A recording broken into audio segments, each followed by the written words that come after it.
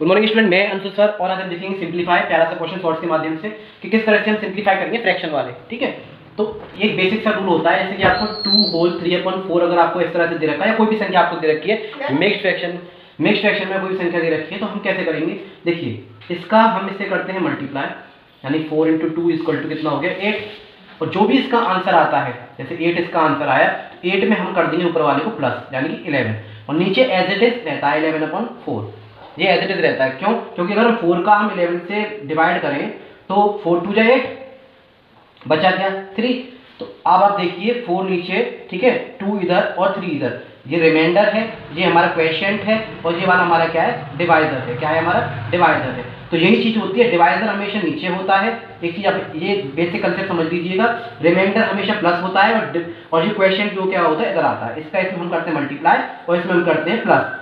जब आंसर आएगा तो डिविडेंड निकल के आ जाता है। तो यही कंसेप्ट है। पहले हम मिक्स्ड फ्रैक्शन को हम क्या करेंगे 4 × 2 = 8, 8 × 3 = 11, 11/4 किया, ठीक है, प्लस यहाँ आप देखेंगे 2 × 1 = 2 और 1 3/2 आपने कन्वर्ट किया, 8 × 1 = 8 और 8 में हमने 7 प्लस किया तो कितना हो गया, 8 और 7 हो गया 15, 15/8। अब पहला स्टेप है इसको इम्प्रॉपर फ्रैक्शन में जो है कन्वर्ट करना। फिर दूसरा जो स्टेप होता है, स्टेप ये कहता है कि नीचे जो आपको दे रखा है 4 2 8, जो डिनोमिनेटर दे रखे हैं, ऊपर वाले को हम न्यूमरेटर कहते हैं और नीचे वाले को डिनोमिनेटर कहते हैं। 4 2 8 जो दे रखा है इनका हम लेंगे एलसीएम, यानी जितने भी डिनोमिनेटर हैं हमारे, ठीक है, जिन्हें हम हर कहते हैं, इनका हम लेंगे, शॉर्ट में लिखे जानो, जिनका हम लेंगे लासा। तो 4 2 8 का जब आप एलसीएम लेंगे तो एलसीएम आएगा 8।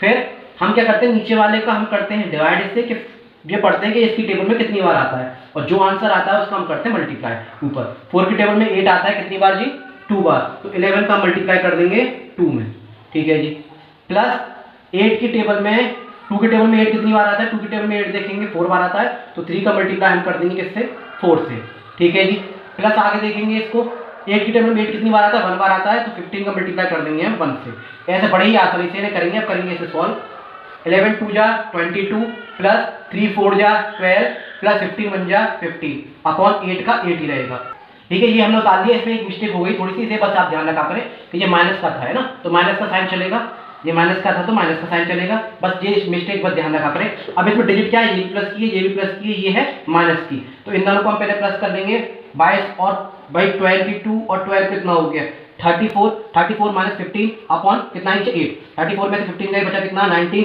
अपॉन 8। इस तरह से भी लिख सकते हैं। और अगर मिक्स्ड फ्रैक्शन में आपको दे रखा तो मिक्स्ड फ्रैक्शन में ही इसे कन्वर्ट करें, 8 का ऐसे पढ़े कि इससे कम आए या फिर खुद आ जाए। 8 तो नीचे रहेगा ही रहेगा, 8 1 = 8, 8 2 = 16, 8 3 = 24 ज्यादा हो जाएगा, 8 2 = 16 बचा कितना 3 ऊपर बचा, तो 2 होल 3/8 लिख सकते हैं या फिर ये लिख सकते हैं, ये दोनों ही इसके आंसर हैं।